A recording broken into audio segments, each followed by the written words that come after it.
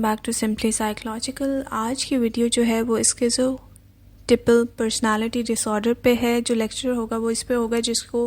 Delusional disorder भी कहा जाता है। अगर हम इसकी डायग्नोस्टिक क्राइटेरिया की बात करें तो क्राइटेरिया ए जो है वो ये है कि डिल्यूजन्स का प्रेजेंस हो 1 महीने तक या 1 महीने से ज़्यादा तक, मतलब 1 महीने से ज़्यादा भी उन डिल्यूजन्स का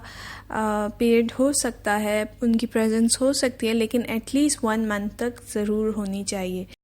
अगर हम क्राइटेरिया बी की बात करें तो वो ये है कि स्किज़ोफ्रेनिया का क्राइटेरिया ए जो है वो ना मिले, जिसके अंदर आता है कि सिग्निफिकेंट पोर्शन ऑफ टाइम जो है वो इन सिम्टम्स का हो एटलीस्ट 1 मंथ या उससे ज़्यादा, जिसमें आता है delusion, hallucination, disorganised speech, grossly disorganised और catatonic behaviour and negative symptoms.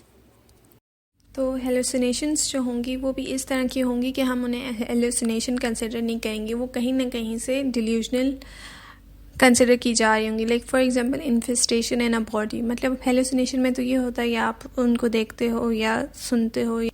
Infestation of the insects inside someone's body is actually a false belief. आप उन्हें देख नहीं पा रहे, सुन नहीं पा रहे, लेकिन आपको लगता है कि इन्फेस्टेशन है, तो वो somehow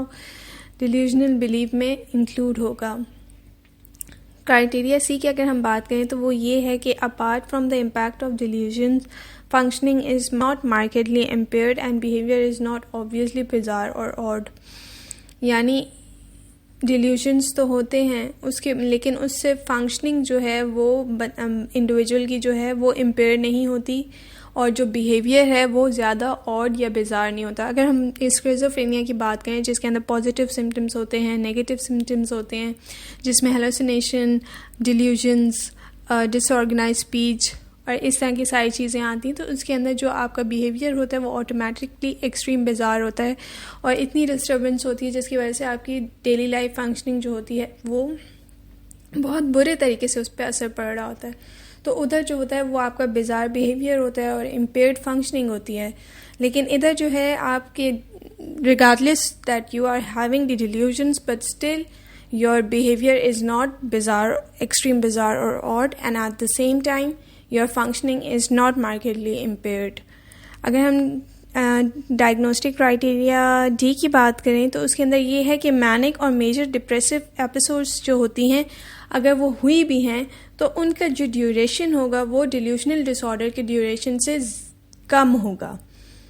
ई की बात करें तो वो ये है कि ये जो डिस्टर्बेंस है ये किसी फिजियोलॉजिकल इफेक्ट की वजह से,